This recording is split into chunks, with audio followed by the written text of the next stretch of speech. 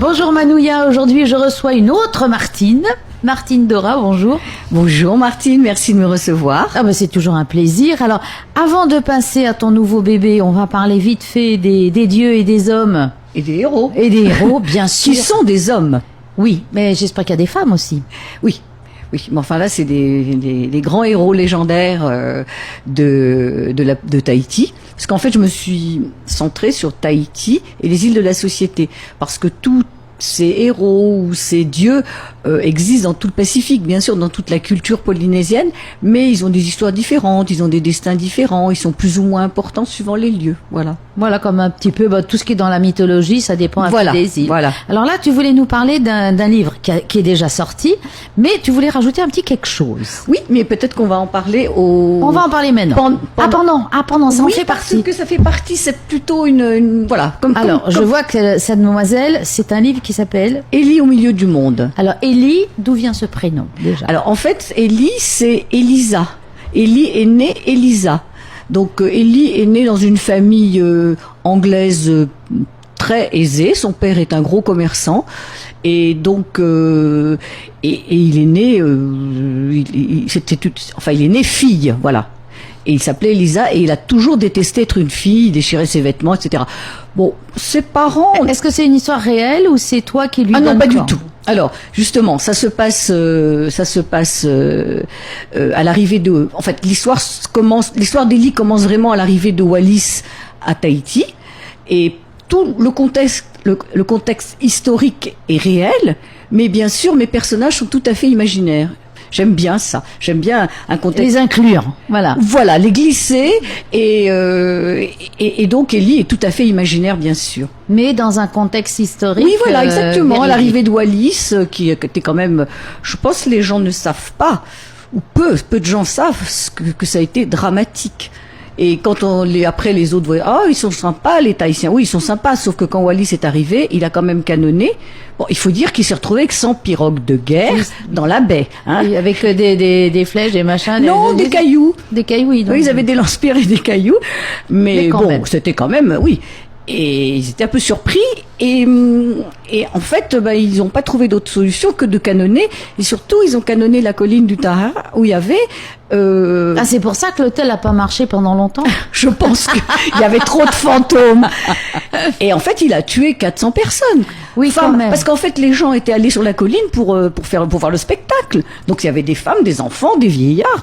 Et donc, ça a été un massacre. Les dommages collatéraux. Oui, enfin, c'était carrément des dommages. Non, il s'est dit, bon, je vais les, c'est épouvantable. Je vais les calmer. Et hop. Bon, ils ont été très calmés, tout à fait. Hein, et donc, ils se sont dit, ouh là là, ils sont trop forts, donc on va faire un mi-ami. Voilà. Et donc pour les suivants, ça a été plus facile parce qu'effectivement, il y a eu d'autres bagarres évidemment, mais disons que ils se sont dit, et si on pouvait se les mettre dans notre poche comme ça, ça nous servirait pour aller faire nos petites guerres, parce qu'ils n'arrêtaient pas de faire la guerre. Hein. Bien sûr, oui, voilà. C'est pas le paradis rêvé dont pas on du tout. Pas passer leur temps les tribus, les clans. Voilà. Et alors donc Élie là-dedans. Alors Élie là-dedans, donc Élie est née Elisa, et à un moment, ses parents sont pas. Ça démarre où? En fait, il y a des flashbacks. Donc ça démarre en fait exactement le 24 juin 1767, c'est-à-dire ils arrivent dans la baie et ils sont reçus donc par des cailloux, oui, etc. Non, ma question, c'est pas là. Élie, où est né Élie? En Angleterre. Voilà, c'est ce que je voulais. Oui, d'accord, je comprends. L'histoire d'Élie commence à sa naissance en Angleterre. Mais dans le livre, elle ne commence pas à sa naissance. Par contre, il y a de nombreux flashbacks et des lettres qu'il écrit. Voilà. Donc, et comment se retrouve-t-il, Élie et Elisa, se retrouvent-ils dans la baie avec Wallis? Parce qu'en fait, à un moment, donc sa vie, ses parents sont, je dirais, entre guillemets, plus ou moins tolérants. Bon, sa mère se lamente et son père s'en fiche, il court ses petites camarades, etc. Mais à un moment, je pense que vers l'âge de 14 ans, il comprend que c'est pas possible, il n'y aura pas de destin comme Élie en Angleterre. Et donc à ce moment-là, il décide de s'en aller. Et il va traîner sur les quais de Londres à la recherche peut-être d'un bateau, d'un avenir. Et il rencontre James. James est un naturaliste. Alors, je me suis un petit peu inspirée d'autres histoires. James est un naturaliste qui, comme souvent, paye son voyage. Donc parce que il y avait des gens qui payaient leur voyage. Donc du coup il a une cabine, du coup il est un petit peu indépendant, du coup il fait un peu voilà. Et donc bon il sympathise et James l'engage. Enfin, il le permet de venir avec lui. Et donc c'est comme ça qu'ils sont sur le bateau de Wallis. Voilà. Et là déjà à l'époque il est devenu garçon. Il a toujours été garçon dans sa tête. Voilà. Donc c'est il a toujours refusé d'être il a toujours été garçon, donc il s'est arrangé plus ou moins avec les vêtements, etc. Mais bon, on l'a pas trop sur ce point-là, on l'a laissé faire. Mais bon, il n'avait pas d'avenir. Sa mère imaginait que bah voilà, c'était une fille, elle allait se marier et puis voilà, c'était. Et donc c'est son histoire, ses aventures que tu racontes dans ce livre. Voilà. En fait, c'est plutôt pour moi un roman d'aventure, et c'est surtout l'histoire. Avant d'être l'histoire c'est l'histoire d'un transgenre, mais c'est pas ça qui compte. Ce qui compte, c'est que c'est l'histoire d'Eli, un jeune homme qui. Oui, mais qu'est-ce qui t'a donné envie d'écrire avec un héros transgenre? Alors, c'est assez curieux. Il faut que je parle de ça. Je crois que c'est il y a 3 ans. Je me souviens plus si c'est 3 ans ou 4 ans. J'entends parler d'un challenge qui s'appelle NaNoWriMo. Ça veut dire National November Writing Month. Voilà.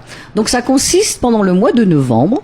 C'est un truc qui vient des États-Unis évidemment. Mm-hmm. Ça consiste pendant le mois de novembre à écrire un roman de 50 000 mots. 50 000 mots, c'est beaucoup. Oui. Donc pendant le mois de novembre. Parce qu'il y a combien de mots dans une page en général? Écoute, je ne saurais pas te le dire, mais je sais que en fait en France on compte en signes plutôt, hein. Oui. Mais c'est beaucoup.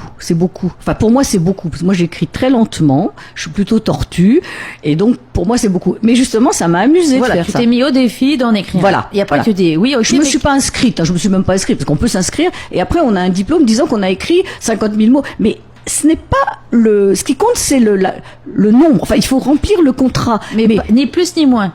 Ah, ni plus ni moins, et terminé le 30 novembre. Et surtout, c'est pas la qualité qui compte. Et on te donne un thème? Ah, pas du tout. Tu fais ce que tu veux. Non, moi je l'ai fait toute seule. Je l'ai fait pour moi-même. Et j'aurais pu m'inscrire. Je n'ai même pas pensé à m'inscrire. Et donc tu t'es lancé ce défi. Et voilà. C'est là que tu t'es dit, oui, d'accord, mais j'écris quoi? Alors, donc j'y ai réfléchi un petit peu. Je me suis dit, tiens, un contexte que je connais bien, parce que ça fait quand même longtemps que je travaille, que j'ai de la documentation, etc. Pourquoi pas? Et après, je me suis dit, je vais prendre un héros qui est pas complètement, je vais pas prendre une histoire. Il faut quelqu'un d'atypique. Voilà, il faut qu'il soit un petit peu, atypique. Et c'est venu comme ça. Mais pour moi, ça a été au départ, à l'arrache, quoi, comme on dit. C'est-à-dire, j'ai écrit tous les jours. Il fallait que je remplisse mon quota. Et d'ailleurs, j'ai fini le 2 décembre. Je n'ai pas réussi à écrire. Et bon, puis voilà. Donc j'ai écrit. J'avais beaucoup de documentation, mais j'ai pratiquement pas consulté parce que j'avais pas le temps. C'était vraiment beaucoup. Enfin, c'était difficile. Mais comment ils font? Parce que tu peux tricher en disant que tu peux en commencer un pour l'année d'après. Oui, c'est pas, voilà, ils s'en fichent. Ouais.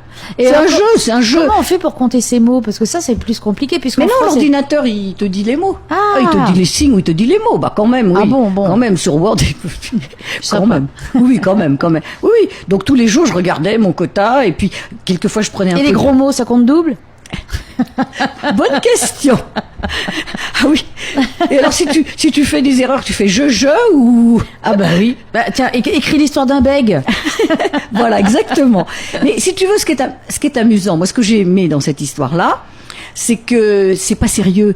Ça fait qu'on ne se prend pas au sérieux. On écrit et tu sais, la littérature, c'est tout le temps considéré comme quelque chose de tellement sérieux, tellement grave, etc.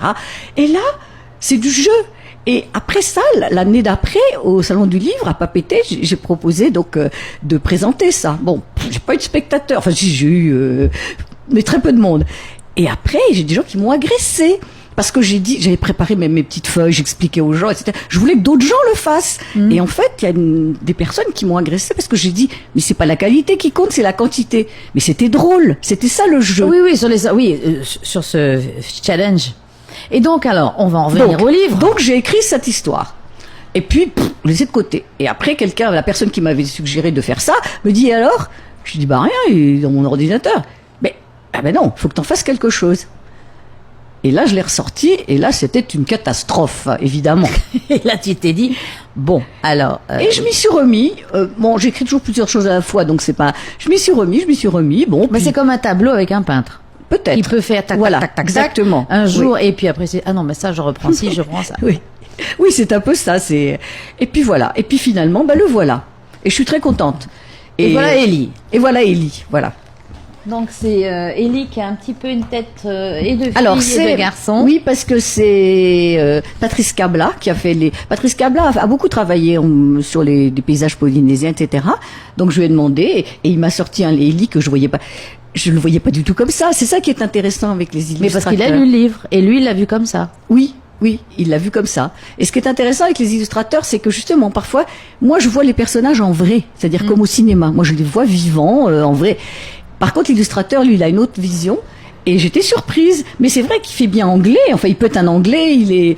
Moi, je le voyais plus polynésien. Enfin, qu'il aurait plus acquis. Mais là, non, moi, je le trouve très bien. Non, en fait, justement, il garde sa part de mystère. Donc on le trouve où? Parce qu'il sort. On va le trouver pour l'instant. On va le trouver sur internet évidemment. Dans la semaine, là, il va sortir en ligne et puis on le trouve chez Amazon. Ah oui, donc toi tu travailles aussi par e-book. Oui. Oui, oui. C'est une autre histoire, mais c'est long comme sujet à aborder. Enfin non, un autre jour. Oui, un autre jour. Voilà. Non, mais c'est parce que c'est un choix que j'ai fait. Pour le dire vite, j'ai beaucoup de textes qui ne sont plus accessibles, sauf en occasion, quoi. Sur Amazon, par exemple, en occasion.